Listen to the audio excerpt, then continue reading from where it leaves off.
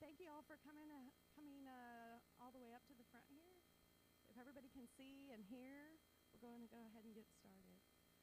My name is Tara Holt. I'm Council District Director for Council District 10.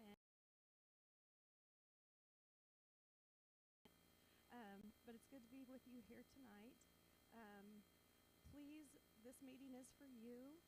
This is for you to have a chance to learn what the city can do for you, and please voice your opinions. It's very important to both the councilmen and to your neighbors. So with that being said, I'd like to introduce Tony.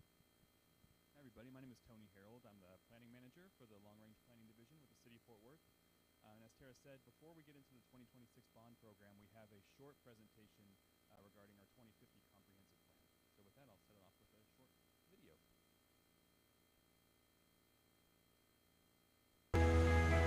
This is our Fort Worth, the place where we grew up. Where our friends will build dreams and where the choices we make today shape the world we live in. Our city is growing faster than ever, but growth takes smart planning. Designing neighborhoods and districts where people can live, work, learn, and play within reach. It's about thinking long-term and now. That's what the 2050 Comprehensive Plan is all about.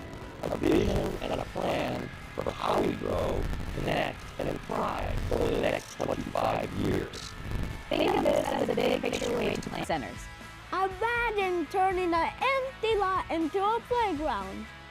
Imagine turning an empty lot into a new home or a business right.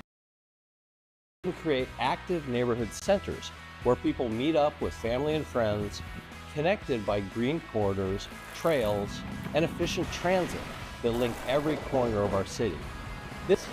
Our future can be a place with even more great jobs and innovative companies, with advanced employment and higher education centers. Vibrant places, great neighborhoods. Fort Worth looked like when I grew up. Those decisions start now, and they start with you. Your voice, your ideas, your priorities, they shape the goals and policies And how we enhance the character of our neighborhoods. Join the conversation. Share ideas. and help us reimagine Fort Worth.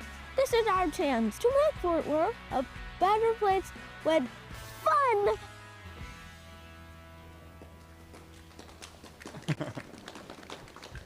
So I've said this before, but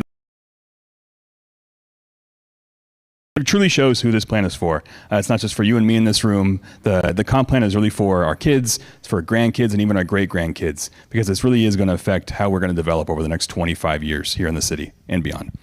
So the comp plan itself, just overall, is generally a summary, as the video said, of the goals, objectives, policies, and strategies that act as Fort Worth's official guide for growth and development throughout the city. And again, it's over the next 2.5 decades.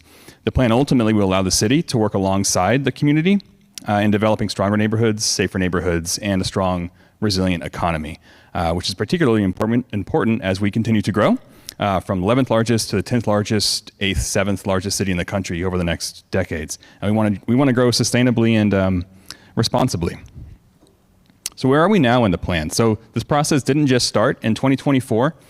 We worked with the community to develop an emerging vision for the city. We went out into the community, took surveys, and we developed basically how the city wants to grow over the next 25 years. Now, in 2025, as we move into 2026 and into ultimate adoption of the plan in 2027, we're really trying to on that emerging vision and develop the goals, strategies, and actions needed to really turn it into reality, into an actionable, comprehensive plan. And we're doing this through expert consultation. We're working with departments across the city and engagement opportunities that I'm going to show you really quick. Our primary window into the plan is through Connect Fort Worth. That's connectfw.com. Connect Fort Worth will have just general project information, where we are in the process, other pop-up events, other events that you can attend and learn more about the process as we move through it throughout next year. There's going to be, generally, if we have any resources to share throughout the process. Right now, we have a summary document of our 2024 engagement actually up right now. And then pictures, contact information, and most important, talk about it at our table over here as well. But it really is, again, gauging the community's input and ideas on what your priorities actually are for the next 25 years. We also want to talk to you about and ask about your thoughts and feelings on potential challenges and identify places in the city and the type of development you would like to see go in there.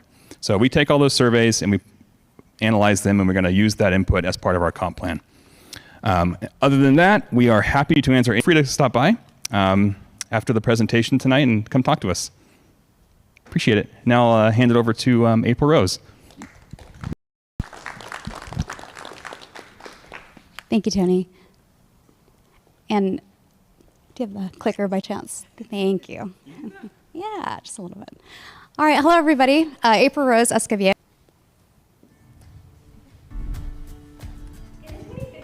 In the 2050 Comprehensive Plan, the City of Fort Worth is looking far ahead, setting an ambitious vision for how our city will grow and then. Every 4 years, Fort Worth voters have the chance to shape the city's future through a bond election, a way of funding essential public works projects. For 2020, paying off debt like bonds. The proposed bond package hits within that amount, so your tax rate won't go up. Fixing every identified need across the city would cost billions, so we have to be strategic. Priorities: city staff identify projects that can leverage external funding partnerships and balance needs across every part of Fort Worth. More than 60% of the bond package focuses on streets and mobility, designing and constructing major roadways and intersections, upgrading and repairing bridges, reconstructing neighborhood streets, and improving pedestrian safety. Proposed transportation projects were chosen to advance the priorities identified in the city's Master Transportation Plan. Another 22% invests in parks and open space, expanding recreation and trails for our growing community needs that strengthen neighborhoods across Fort Worth, like public safety, animal care, library upgrades, and affordable single-family housing. These projects aren't chosen lightly. They're shaped by, and most importantly, your feedback. Help build our future. Use our interactive Balancing Act tool to explore the proposed projects and share your input on what projects should be prioritized. You and your neighbors will vote on the bond projects in May 2026. The comprehensive plan sets our long-term vision. The bond program helps make it happen.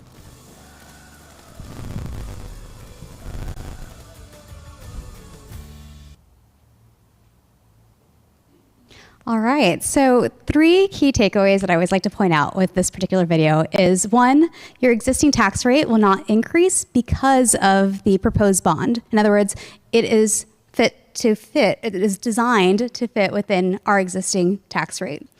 2, so many of the projects, the way the propositions have been designed and as they're being proposed, have come together and the projects ranked and the projects assessed based off of informed plans, informed data that we have worked since August 2024 in working with city staff, working with city council, all the way through to be able to propose to you kind of our best foot forward with the proposed projects today.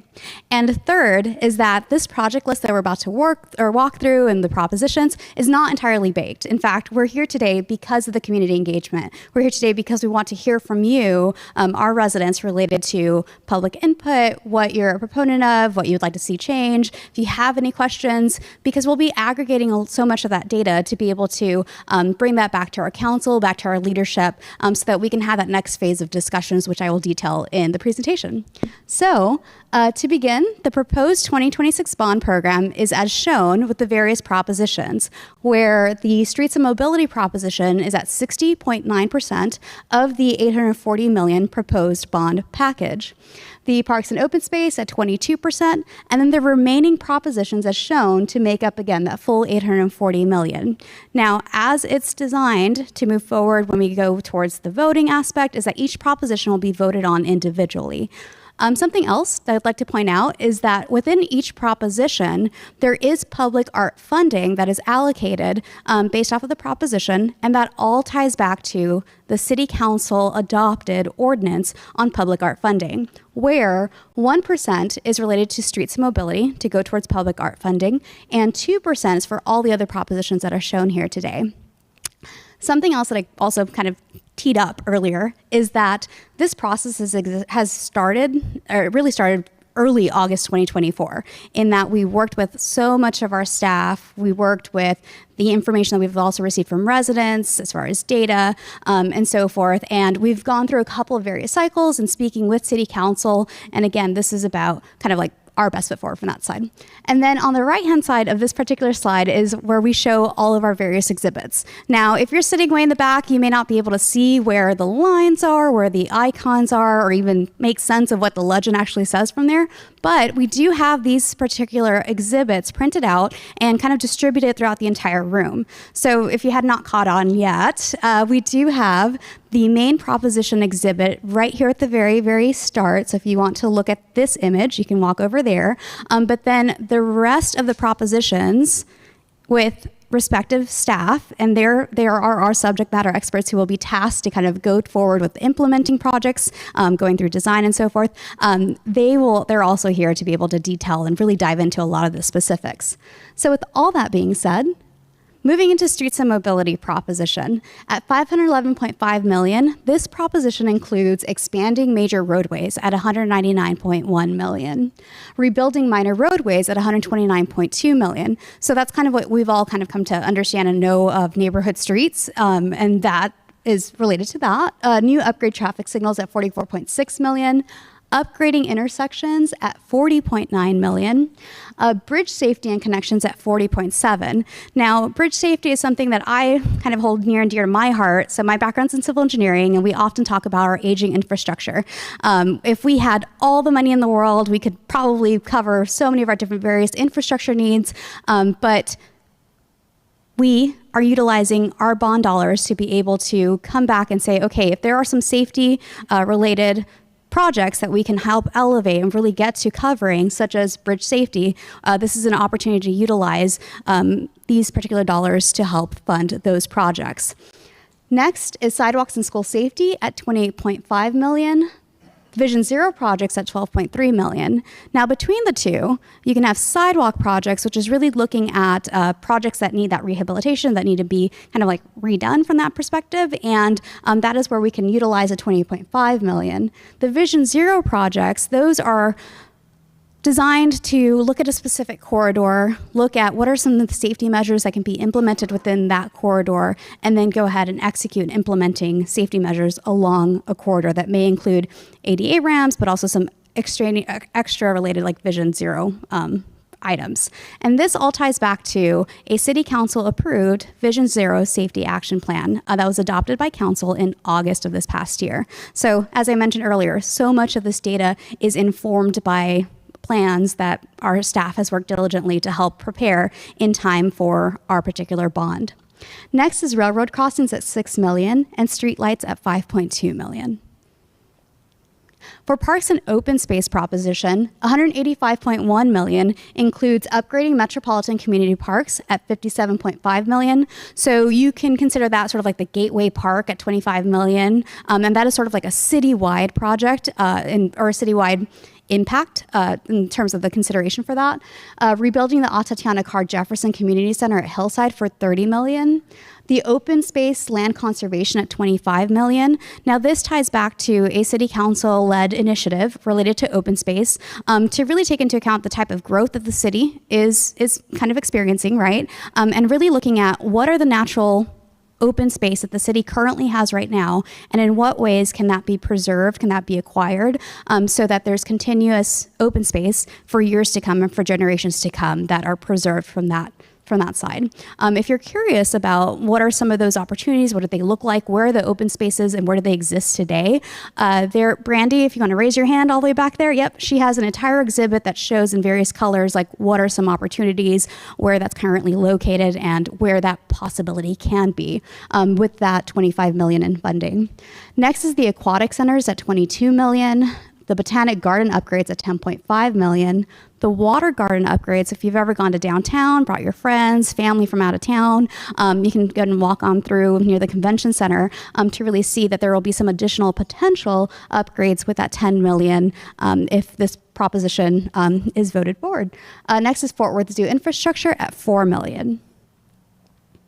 Next is the public library proposition, and this is at $14.6 million, which includes the relocation of the Fort Worth History Center, the renovation of the Southwest Regional Library, the renovation of the Diamond Hill Jarvis Library. Now, those two are on our list because Public Library completed a library master plan, and through their facility assessment, those are the next two that were on that list. And so again, about the informed related projects. So that is why it's there. They're also reaching their 40-year lifespan, and so that's also another component in which why that was also elevated to be next on this list. So next is affordable single-family housing. Now, this is a new proposition. It was added on by council just this past August. So our staff, and Casey Thomas is here with Neighborhood Services, they've been working diligently basically since August to help kind of see and curate what the proposition and how the proposition, that $5 million, can be allocated. And so that $5 million would include buying vacant or blighted properties, and that would be through $1 million of that $5 million funding. And then the additional $4 million would be really geared and hyper-focused on the funding construction of infrastructure costs to develop affordable single-family, and that's single owner-occupied affordable housing within the city. Now, this is really focused on public infrastructure. So the bond itself, as a 2026 bond program as presented, this is very much focused on public capital infrastructure. And this kind of leads into that as well, in that we would consider water and wastewater impact fees related to like meters and so forth, service lines, considering for sidewalks, a lot of that public-based infrastructure, because that would be part of the city kind of leveraging the dollars, saying, okay, we can assist in putting in this type of public-based capital infrastructure. And then on the other hand, to really leverage our dollars, there could be private development that can then build the affordable single-family, single-owner-occupied housing. If you're curious as to what this looks like, Casey's team actually has an entire table and has a breakdown as far as like the salaries that would qualify, also what the single-family homes would look like, and what type of properties, and even if whenever we talk about blighted, say like this is what technically blighted would be considered. So I really encourage you to hop on over there to see what that proposition, dive into more details there. Next is public safety proposition at $63.9 million. And this is the new Fire Station 46 in the Southwest Fort Worth area at $19.4 million. The rebuilding of Fire Station 40 in the Northwest Fort Worth at $15 million, and the new 911 call center. And that would be, and right now it's set to really go towards the Zipper building. If you've had a chance to visit in downtown, you may see this exact building right here in the lower right-hand corner. So this is what we call the Zipper building in downtown, and some of that $28.3 million would go towards renovating that building, but really bringing together so many of our various services from a call center perspective related to fire, related to safety with police, as well as emergency services. And it's also kind of upgrading a lot of our technology. So we know that technology changes often and it changes very, very quickly. And so this is an opportunity to bring all of that in-house, but also bring together the latest technology so that our level of service in our response and being able to provide services to our residents can be further improved from that side. So next is animal shelter proposition at $59.9 million. So this would include building a new animal control shelter with increased space. And this is intended to replace the current Chuck and Brenda Silcox animal shelter. So the existing animal shelter was built in 1998. The 2000 census was set Fort Worth at about 560,000 people. We've since about doubled since then. And based off of some of our numbers that our code compliance team who's here, so Brian, if he wants to raise his hand over there, yep. He's been able to let us know that basically for every 1,000 individuals that move to the city of Fort Worth, about 25 to 35 animals enter the animal welfare system. And currently we're at about an 86% live release rate. And so this would be an opportunity to do that one-time capital expense to build a new animal shelter with increased space. The existing has already been expanded 3 times. We've kind of already maxed out where we can expand to. And so this is an opportunity that staff really wanted to bring forward to be able to take us into that next phase for that one-time capital expense for the next decades to come. So next, and just kind of to really round out how we got here, well, in 2018, the city of Fort Worth had a $400 million bond, and that was located in all of these areas here. Now, something that I really want to point out is that as we're developing this existing bond, and even back then, we were able to really leverage so many of our dollars in various ways.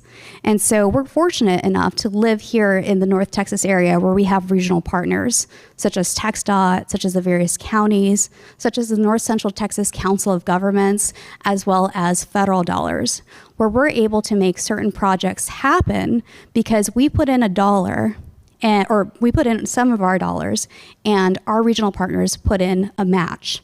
That match can look like 80-20, meaning we put in 20% and they put in 80%. And so that has really helped us as a city propel certain projects forward. I know that locally here with Avondale Hazlet, for example, that leveraged so many various dollars from our regional partners, from impact fees to be able to make certain projects happen. So in 2018, this is at $400 million as shown here with all of these projects. Then in 2022, at $560 million, you could see where the 2018 projects are grayed back, and then the 2022 projects, you can see where they were located throughout the entire city. And that brings us to now in 2026, where you can see all across the city, there were certain projects that grayed back. You can see where they're located both here in Central, all across the city of Fort Worth, and then also with what's overlaid and what's being proposed in this bond package. And this was partly also some of the data that we took into account in seeing exactly where some of those needs are, with some of the connections that need to happen, because there are multiple areas that we're seeing across the city that are also experiencing growth. And so we are teeing up specific projects to be able to go into that next phase, to possibly go into construction this cycle, or if not, get through some design in this particular bond so that we're shovel ready to go to construction in the next bond. So that's just a lot of our background, sort of some of the strategy that came with some of the thought process with the projects that are proposed today. But as I've mentioned, these projects are not entirely baked. This is your opportunity to be able to propose projects, to be able to be in favor, or however you'd like to go ahead and vocalize today. But with the understanding that if a project is added on to the proposition, such as, and I'm just going to pick one right here, 23rd Street design, $16 million, then say that was me and I was making that type of decision, I would have to see where I could remove $16 million from another proposition or say the same proposition, because I would have to stay within that same $840 million overall bond program capacity. So to be able to tally that and say, I want this, I don't want that, I want this other project, but not this one, that's a lot of tallying. That's a lot of, just things to be writing around and calculating again and again and again, right, to get to that $840 million. So what we have done as city staff, and Connor is the great developer when it comes to this particular activity, is called the Balancing Act. So if you take out your phones and if you scan this QR code, it will take you to Connect Fort Worth, and the Balancing Act itself will take you to, it'll have a list of all the propositions where you can actually toggle various projects on or off, select and unselect. You can add certain dollars to one proposition, remove to another. And for each one of these propositions, there's a comment box where you can say, I'm a proponent of this, or, I'm proposing this bond particular packages or projects because of XYZ reason. All of that data, everything that you do, that you end up clicking and saying and all that from those comment boxes, and the moment that you hit submit, we receive that data. We're able to aggregate that data. We're able to kind of look at that data analysis to be able to have a conversation with our leadership and with our council to say, this is what the residents are saying, this is the type of feedback that we're receiving, so that they can make the final informed decision, because right now, this is actually the last council district meeting when it comes to the 2026 bond in terms of community engagement. We will be finalizing the project list towards the end of this year based off of all the input that we've received throughout this exercise. so that City Council can call the election in the January-February timeframe, because in early 2026, we'll come back out and we'll go ahead and say, okay, we heard your feedback. This is some of the feedback that we've received and everything, and this is what we'd like to, or this is what council has put forward as part of that final project list, so that the bond election would be ready and set for May 2nd, 2026 for that final decision from our residents. So today we are live streaming this event, and we assume that there are some comments or some questions. I wish I could answer all of them, but we do have all of our subject matter experts all the way across the room. So we ask that if you want, you can raise your hand. We'll have some of our staff walk over to you with a microphone. Please use your microphone. And then from there, we'll go and get to helping and assisting based off of expanding on the 2026 bond. So are there any questions or comments? Yeah, right over here, question. Okay, so just so I understand, so first we have to vote on the entire bond, correct? The bond, each proposition will be up for a vote. Okay, so what if, but the whole bond as a whole has a number, a dollar value, right? Yes. Okay, so with the propositions, everybody has to vote on individual propositions, but what if some pass and some don't? Where does the money go that's been allotted, the big bucket? Does that make sense? Yeah, if a proposition fails, then a proposition fails entirely. And so that funding, that amount, we won't be able to use it. So it just sits in the pot? No, we are unable to tap into that capacity or those dollar amounts. Okay, so it won't be, okay. Yep.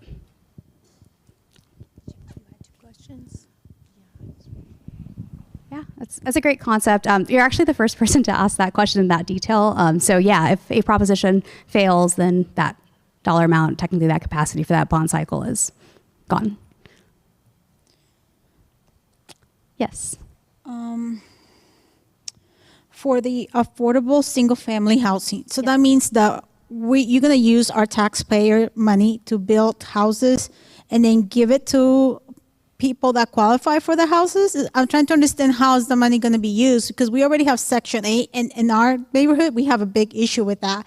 So I'm trying to understand how is going to be used, that money towards affordable housing. Yeah, this would cover only the public infrastructure cost. The home aspect, as far as building and constructing the home, would be from a developer. And I'm actually going to have Casey further clarify and further dive into the details for all of us. Yeah, so as April mentioned, I'm Casey Thomas, Director of the Neighborhood Services Department. We wouldn't be actually using the bond funds to fund the construction of the home. We would only be using it to fund, for example, the public infrastructure costs. So these are costs that are improvements that would belong to the city, for example, a sidewalk or street improvements. And then the developer, they would bring their money and they would actually fund the construction of the home. And then one other thing I wanted to clarify is that it wouldn't be Section 8 homes. This would be what we would call workforce housing or entry-level housing. So targeting people who make, we call it area median income, so 80 to 120% of area median income. And so this could be teachers, this could be nurse technicians. And so really trying to fill that gap in the market for entry-level homes. Do you have a follow-up? Okay, here, I'll go ahead and do this. Here you go. Thank you. Yeah. Okay, so with that saying, I'm trying to understand. So the money is going to be for sidewalks and everything but the house, correct?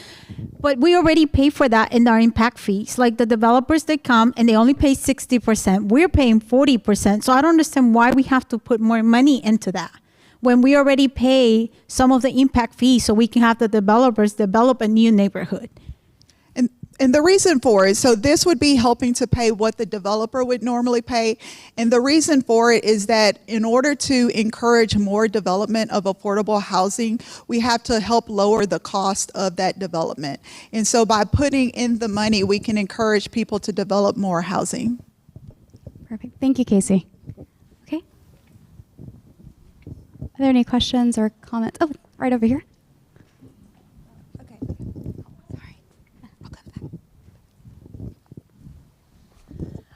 Hi, my name's Melanie Rummel. I feel concerned about how little is being spent for affordable housing.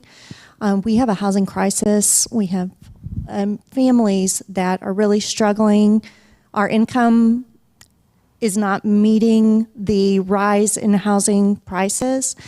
And just as a side comment related to what she was saying, I did some volunteer work with Habitat for Humanity, which has partnered with the city, and they have just transformed neighborhoods that used to be very crime-ridden.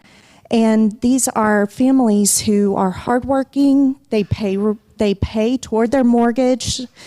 It's not a handout. Nobody's just giving away these homes. But I feel like, you know, we have students graduating. We have nurses that can't afford a house in Fort Worth. All of these people need a place to live. And it feels really sad to me. I'm a nurse, so I do have a house, but I have worked with so many patients who I know are struggling and barely making it, and families and kids that go to school and they're struggling. And, you know, when I think like, oh, we can get $10 million for our new water project, like water fountains, but sorry, we can't afford more housing that you can afford. It just doesn't feel like the heart of Fort Worth to me to just have $5 million. When Dallas allotted $82 million, Denton allotted $15 million, and we are huge. We have so many families that need help, and they need affordable housing. Thank you. Okay. Thank you for the comment. Okay. Any questions or comments? Oh, right back here. Okay, you first, and then we'll go back there. I have a follow-up general to that similar. So when we're building the affordable housing or the libraries or the community centers or the swim or aquatic center, so that's to build it, but then what about maintenance and keeping it up? Where does that come from? And then also regarding the affordable housing, I know we can talk to the subject matter expert back there, but my experience in providing subsidized anything is it makes it really hard for that person to get out of it. Is there an incentive? You know, what if they decide to get married, or they don't want to make more money because then they don't qualify to be able to stay in this affordable housing? I hope that there's something built in where they are enabled to move forward in life and be able to buy a bigger home one day or something somewhere in a different area, or they're not just stuck in this where they're at. Yeah, so I'll cover that first half, and then Casey will take the second on affordable single-family housing. So on the first item related to the projects, their facilities such as aquatic centers or a library, for example, if it's new, a new facility. So the bond, again, would cover the capital infrastructure investment, that one-time capital cost. But as part of our process and even working with our staff, they also submitted what their projected operating and maintenance would be, looking into the years to come, because the city also, you know, on the other side has an annual budget process. And in that budget process, we're also kind of forecasting what the staffing need and the maintenance need would be for our assets as well, so that it's not a one and done and we forget about it. We continue to provide the staff so that we can have that level of service for that said facility that came online and on board for, hypothetically, fiscal year 26 or something like that. Moving forward. The second part, Casey? Sure. First of all, thank you for your question. For each of these different bond meetings, we always get new questions, and so that's a great point that you raised. And I would say that the idea is that the incentive is, because we are able to help provide funding for the construction of the home, that the resident could potentially buy the home at below market cost. And so because they're buying the house at below market cost, they have some built-in equity that they have. And so not only are we wanting to encourage home ownership, but we're wanting to encourage the development of home equity. And then the idea is that they could potentially, for example, if a young couple buys the home, they're getting some equity in the home that they would then be able to take to move up. If they start to grow their family, they could use that equity to then buy a larger home. And so that's one of the incentives that we're hoping would encourage people to move up and step up in the home purchase.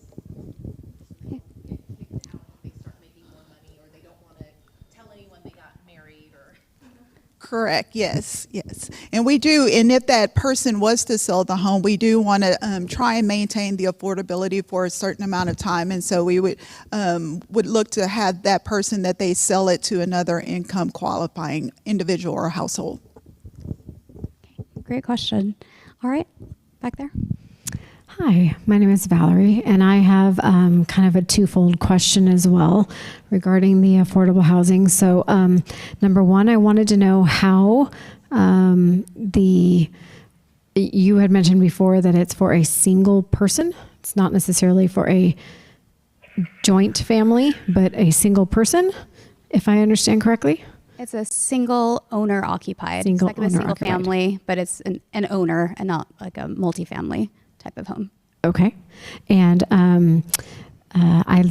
when I spoke with her before, I liked the idea of the fact that we are building something over what otherwise would be vacant land or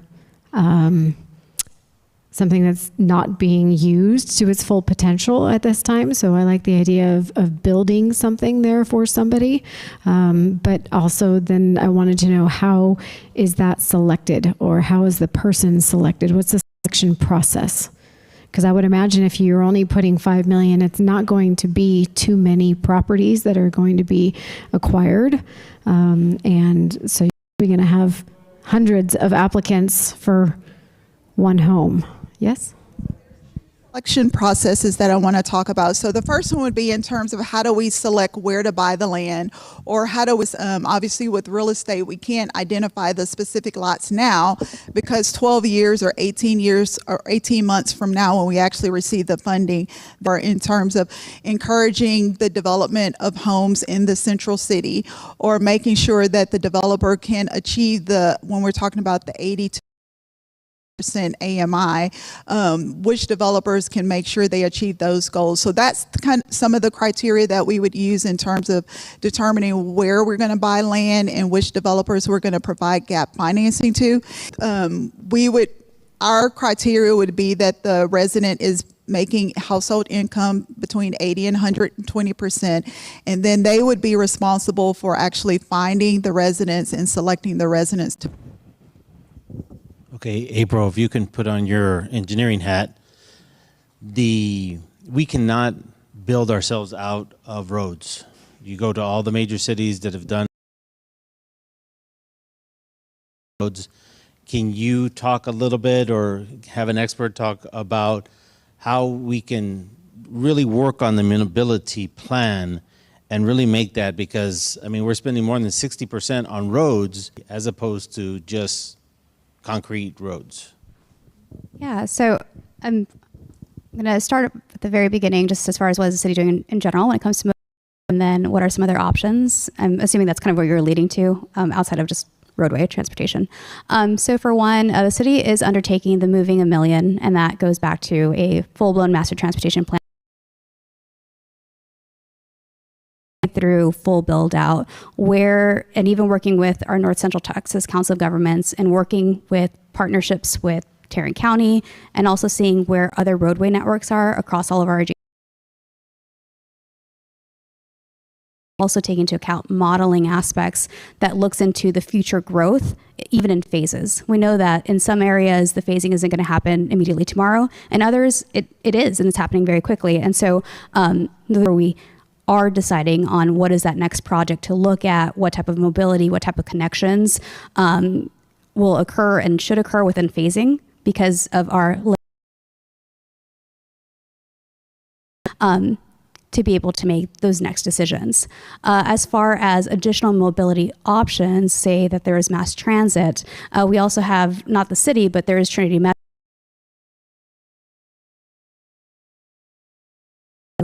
bring in from a mass transit standpoint, and they have both from a train standpoint, but then also from buses and being able to provide other means of mobility. And yeah, taking into account that. But from the Transportation and Public Works team, I just wanted to see if y'all wanted to expand in addition to what you're doing in terms of adding for, it captured it? Okay, all right, so we got.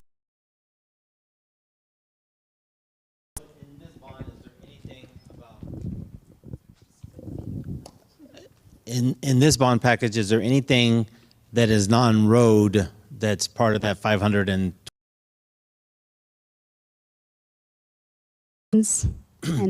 anything outside, green, a bike trail, anything else? Is there anything in that that's outside of just building roads and trying to expand? Yeah, so outside of that, we have roadways for transportation public works from a mobility standpoint, from connectivity and active transportation. Can you expand on specifics for those when it comes to, and sorry, I'm putting them on the spot so that they can detail some of those projects. We have sidewalk, school safety. You covered it when you went through the list. Okay. So we have intersections and traffic signals and lighting, street. Is that what you mean by non-road? No, but that's okay. I can get with you. Okay. And then of course, the other aspect though is also the Trinity Metro, and the city does cost participate in some of those related projects, and getting that data, they're increasing that type of connectivity. And so that is another aspect that kind of also plays into mobility aspects outside of just roadway. So Trinity Metro would be a partner to that. All right, we have a question up here. Yes, I was curious on the sidewalks and school safety. Is that going to include RRFB, the triangular flashing lights? Is that going to include those? Because we can't get funding for those. So I'm just wondering if that's for the sidewalk and school safety and include that. Yeah, so Raj jumps into all of those projects, and he'll go and expand on it. Right. Oh, and Raj, if you can explain what an RFB is as well. So, flashing beacon, you have seen probably some of the school where you press the button and there's two rectangles which kind of flashes. So under Vision Zero, we gonna plan to include some of the. So that's how much is that? 5.2 million. So we gonna include some of the RRP as we move forward. That also part of Vision Zero is to do the pedestrian safety. So just one more question. So now you're having us, move money around. And so we've been, trying to work really hard to get a red light on a road in our neighborhood. It's very dangerous. It's basically a straight shot. And so we need this red light. So my concern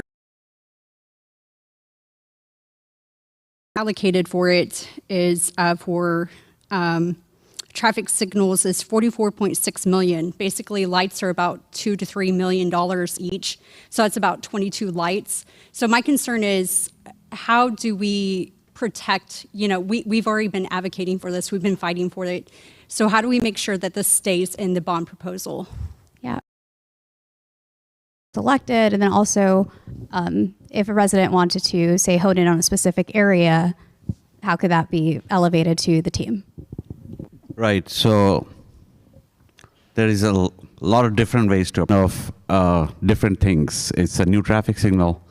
There is a bots and upgrade where you're, the infrastructure is old. We have to upgrade that. Then pedestrian hybrid beacon, and then we got the technology part of it. So it's 40 million is combined. I think at this point we have about 14 signal which we are doing. Based on the priority that where the signal gonna be. Now for the new signal, I'll go back. This is the meeting where we get the feedback, right? So if there is a signal which is warranted and you want to include it, and that's where we work with the council member and figure out that can be swapped with other intersection or other signal. Question, or you have any other? Okay, and we can definitely dive into that specific area so that we can add that to the list and then also elevate that to the council member for the proposition. 7:23, I do want to be sensitive to everybody's time, so probably time for about 2 more questions. Gentlemen? So it's my understanding that the bond is for only city streets, not highways like 287. Is that Bonds Ranch, Bonds Road, Avondale Haslett, Harmon Road, none of that money goes to that. So Avondale Hazlitt is a city. So the city is currently working through the last 2 bond cycles that helped pay for that construction of that project. So much of this depends on what projects are on TxDOT system. And I can share with you that specific website to also clarify what streets are on TxDOT system versus what's on City Street. The 2026 bond program is focused on can cost participate in a specific project. We are able to kind of add some funds to that. And what I mean by that is there's a like Shapen School, for example,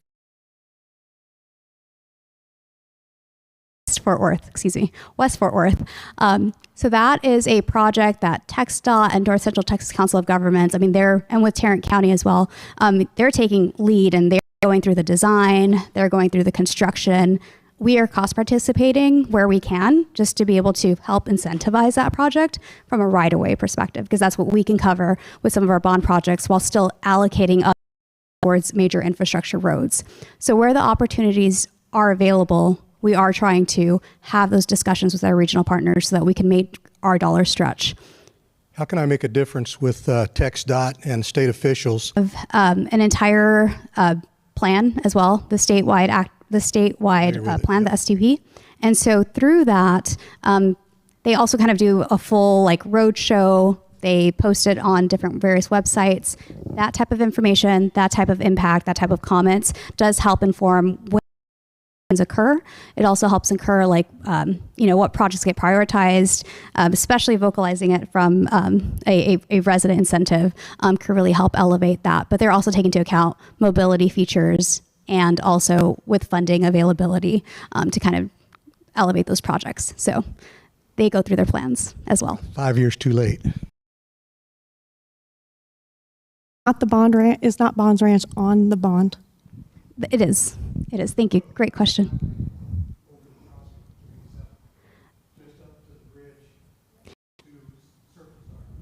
Oh, and then it enters the TxDOT right away. And Patricia? There are 4 Bonds Ranch projects. 3 are on the 2020 proposed on the 2022 bond and is about to go into construction.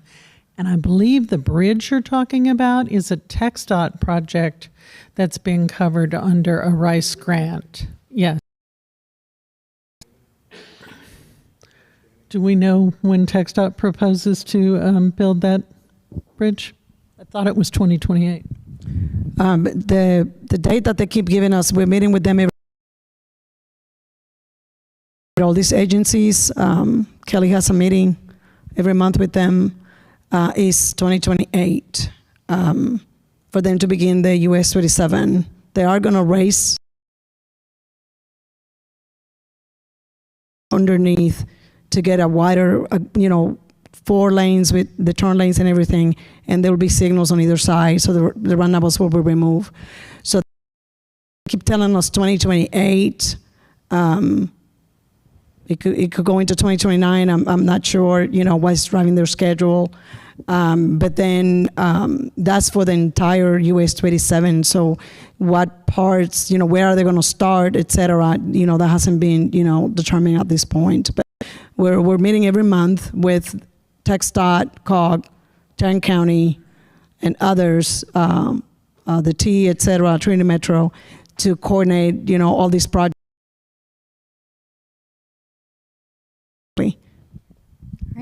And we're also trying to work with them because when they build that bridge, they will have to shut that entire road down for a portion of time to go ahead and now with our current projects and the other TxDOT projects that are underway to make sure we build the infrastructure for the D2 line. You can still get around while we're building it. All right.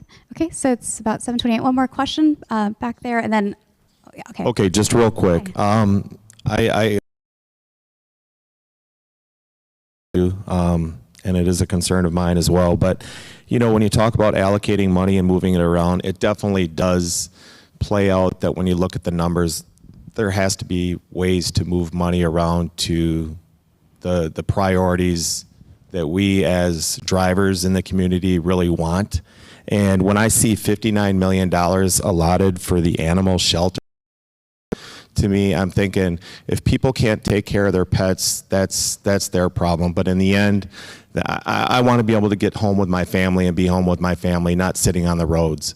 So the animal shelter, to me, that $59 million, I'm willing to drive on a road that has potholes, or it might not be the greatest road if it means taking some of that money and putting it into new projects and building new roads, you know, that are going to allow me to get home to my family faster.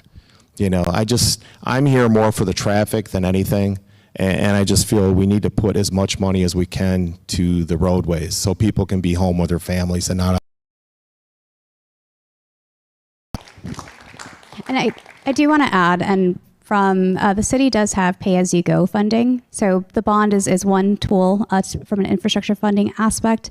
We also have pay-as-you-go, which is PayGo. And we're able to try to cover some maintenance costs so that hopefully we don't get to the full-blown having to completely rehabilitate aspect where suddenly it becomes a bond project.